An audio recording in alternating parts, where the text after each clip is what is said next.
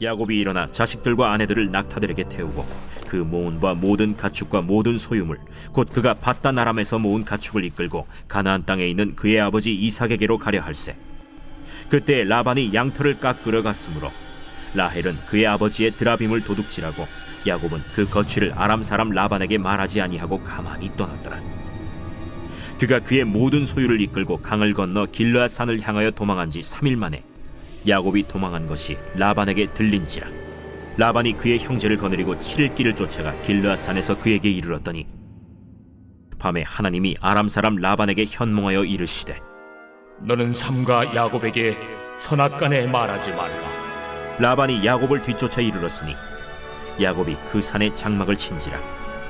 라반이 그 형제와 더불어 길르앗 산에 장막을 치고 라반이 야곱에게 이르되 내가 나를 속이고 내 딸들을 칼에 사로잡힌 자같이 끌고 갔으니 어찌 이같이 하였느냐? 내가 즐거움과 노래와 북과 수금으로 너를 보내겠거늘 어찌하여 내가 나를 속이고 가만히 도망하고 내게 알리지 아니하였으며 내가 내 손자들과 딸들에게 입맞추지 못하게 하였으니 내 행위가 참으로 어리석도다. 너를 해할 만한 능력이 내 손에 있으나 너희 아버지의 하나님이 어젯밤에 내게 말씀하시기를 너는 삼가 야곱에게 선악간에 말하지 말라 하셨느니라. 이제 내가 내 아버지 집을 사모하여 돌아가려는 것은 옳거니와 어찌 내 신을 도둑질하였느냐?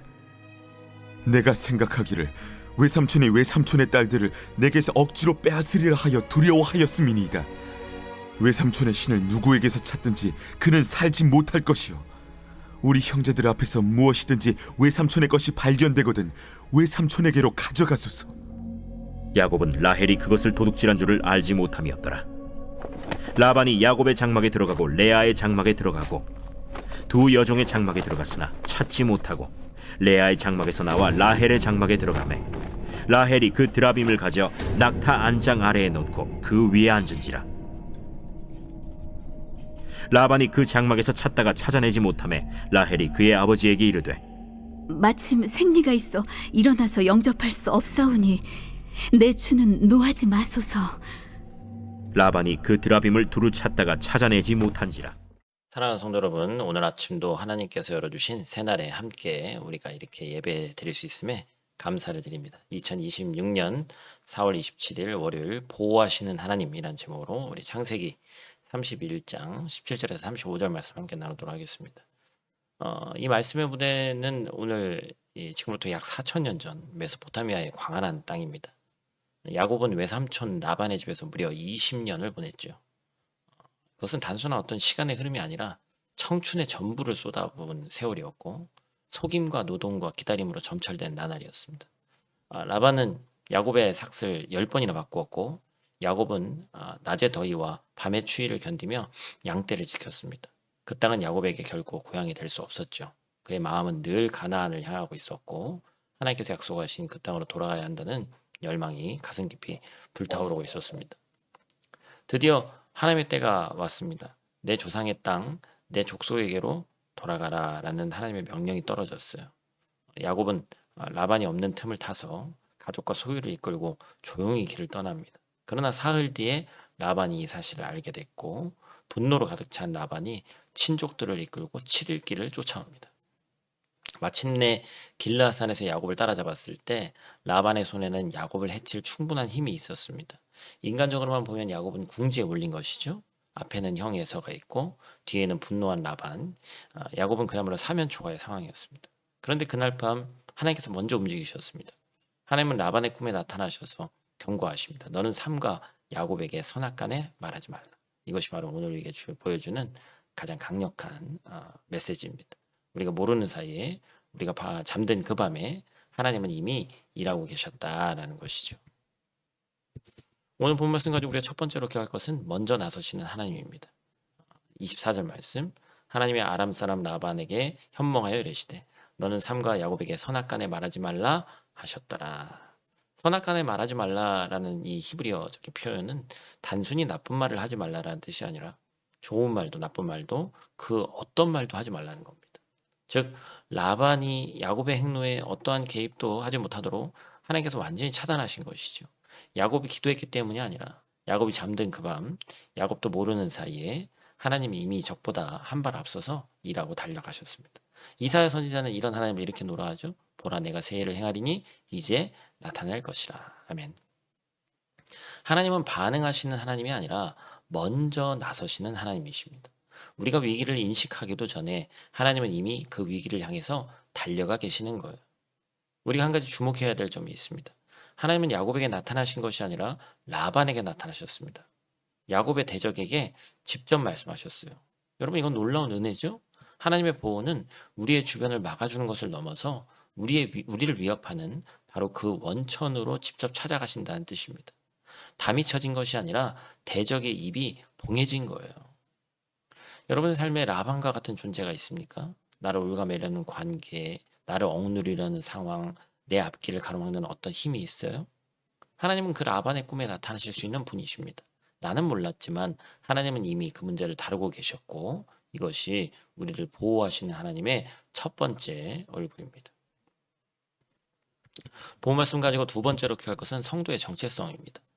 43절 상반절 말씀, 라반이 야곱에게 대답하여 이르되 이 딸들은 내 딸이요 이 자식들은 내 자식이요 이 양떼는 내 양떼요 내가 보는 것은 다 내 것이라.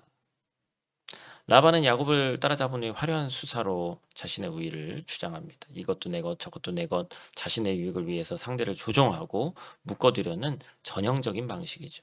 라반의 언어는 축복처럼 들리지만 실은 통제의 언어였죠. 야곱의 가족과 소유를 자신의 것으로 규정함으로써 야곱을 다시 자신의 영향권 안에 가두려고 한 것이죠. 그런데 야곱은 어떻습니까? 이 상황에서 결코 물러서지 않습니다. 오히려 담담하고 대담하게 얘기를 하죠.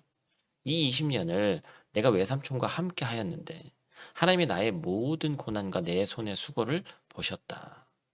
야곱은 자신의 결백을 그리고 자신의 삶의 증인이 하나님이시라는 사실을 분명히 고백합니다. 이것이 바로 참 그리스도의 정체성이죠. 사람에게 인정받으려고 하는 것이 중요한 것이 아니라 하나님 앞에서 말과 삶이 일치한 삶을 사는 것입니다. 25절에서 29절 말씀을 보면 라반이 사용하는 화법을 살펴보면 그가 끊임없이 내 손에 능력이 있다라는 뉘앙스를 풍기고 있습니다. 히브리어 이 손이라는 것은 야드인데 능력과 권세를 상징합니다. 그 손의 능력이 하나님의 경고 앞에서는 완전히 무력화되는 거예요. 세상의 능력, 인간의 권세, 내가 가진 지위와 자원이 아무리 커도 하나님의 한 말씀 앞에서는 그것이 아무것도 아님을 본문은 선언합니다. 여기서 우리는 중요한 영적 교훈을 붙들어야 됩니다. 라반처럼 사람을 속이는 화려한 언변은 잠시는 통할 수 있습니다. 그러나 보이지 않는 곳에서의 진실한 삶은 결국 드러납니다. 야곱이 20년 동안 라반 아래서 겪었던 수많은 부당한 대우 그리고 그것들의 세상의 눈에는 그냥 지나쳐버린 것처럼 보였지만 하나님의 눈에는 하나도 빠짐없이 기록되어 있다라는 것입니다. 하나님이 나의 고난을 보셨다는 야곱의 고백은 단순한 위로가 아닙니다. 이것은 20년의 삶 전체를 증거하는 신앙의 선언입니다. 그렇다면 오늘 우리의 삶은 어떻습니까? 아무도 보지 않는다고 생각할 때, 인정받지 못한다고 생각할 때 우리는 어떻게 행동하나요? 윗사람이 없을 때도, 또한 누군가의 시선이 없을 때도, 평가받지 않을 때도 우리의 성실함과 정직함은 유지되는지. 오늘 본문의 말씀에서 또 약간 제가 추가적으로 말씀드리면 조금 흥미로운 장면이 있죠. 라반이 드라빔을 훔쳐갔다며 야곱 일행을 뒤진 장면입니다. 라헬이 드라빔을 훔쳐서 낙타 안장 아래에 숨겨두고 내가 지금 일이 있어 일어날 수 없다 이런 식으로 둘러대고 고백했습니다. 이 드라빔은 아주 작은 우상 같은 거예요. 그 가문을 지켜준다고 생각했던. 라헬은 하나님을 믿는다고 하면서도 여전히 마음 한구석에는 드라빔 우상을 만들고 있었습니다. 하나님을 신뢰한다고 고백하면서도 혹시 모를 상황을 대비해서 작은 우상을 몰래 숨겨두는 것, 이것이 바로 우리의 모습이 아닌가 돌아봐야 됩니다. 하나님을 믿는다고 하면서도 마음 깊은 곳에 여전히 붙들고 있는 나만의 드라빔은 없는지, 돈에 대한 집착, 사람의 인정에 대한 갈망, 스스로의 능력에 대한 과신, 진정한 신앙은 그 모든 드라빔을 내려놓는 곳에서부터 시작한다라는 사실을 잊지 마시길 바랍니다. 말씀을 정리합니다. 하나님은 야곱이 잠든 밤에 그를 위해 먼저 일하셨습니다. 지금 이 순간도 하나님은 우리가 모르는 곳에서 우리를 위해 일하고 계십니다. 우리가 아직 위기를 인식하기도 전에 하나님은 이미 그 위기를 향해 달려가 막아서 계시는 거예요. 이것이 보호하시는 하나님입니다. 그리고 하나님은 우리의 보이지 않는 삶을 보고 계십니다. 라반의 화려한 언변에도 흔들리지 않았던 야곱처럼 우리도 사람의 평가가 아니라 하나님 앞에서의 진실한 삶을 살아갈 때 하나님이 친히 우리의 증인이 되어 주시는 줄로 믿습니다. 오늘 하루 아무도 보지 않는 순간에도 하나님은 보고 계시고, 그리고 그 보이지 않는 곳에서의 성실함이 결국 하나님의 보호와 인도하심으로 이어진다는 사실을 잊지 마시기를 간절히 축복합니다. 오늘 본 말씀 가지고 우리가 함께 실천하기를 원하는 것은 나의 드라빔 목록을 작성하고 한번 내려놓아 보자라는 것입니다. 내가 하나님을 믿는다고 하면서도 여전히 마음속에 붙들고 있는 것들, 그런 목록을 솔직하게 한번 써보시고, 특정 관계에 대한 집착, 재정적 불안감에서 비롯된 강박, 타인의 시선에 대한 과도한 의존 등을 여러분들 하나를 골라서 주님, 이것을 우리가 내려놓겠습니다 라고 선언하고, 그것에 쏟던 에너지를 오늘 하루 다른 것을 위해, 다른 사람을 위해 한번 전환해 보기를 간절히 축복합니다. 우리 다 같이 있는 자리에서 함께 기도하고 말씀 마치도록 하겠습니다. 사랑이 많으신 아버지 하나님, 오늘 이 아침 창세기 31장의 말씀을 통해서 우리에게 보호하시는 하나님을 다시 한번 깊이 새겨주심에 감사를 드립니다. 야곱이 잠든 그 밤에 그가 알지도 못하는 사이에 먼저 달려가서 라반의 입을 막으셨던 하나님, 바로 그 하나님이 오늘 우리 한 사람 한 사람의 하나님이심을 믿습니다.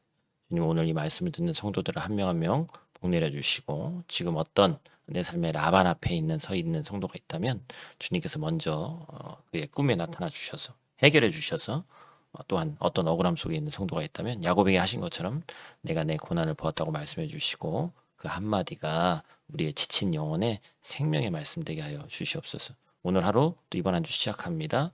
이 말씀을 들은 모든 성도의 발걸음 앞에 먼저 걸어가 주시옵고, 직장으로, 학교로, 가정으로, 각자의 자리로 흩어져 가는 그 길 위에 주님의 보호하심을 덧입혀 주시옵소서. 우리가 담대하게 소망 가운데 보호하시는 하나님을 의지하며 오늘 하루를 살아갈 수 있도록 주님 도와 주시옵소서. 우리 삶의 전부이신 예수님 귀하신 이름으로 간절히 기도드립니다. 아멘.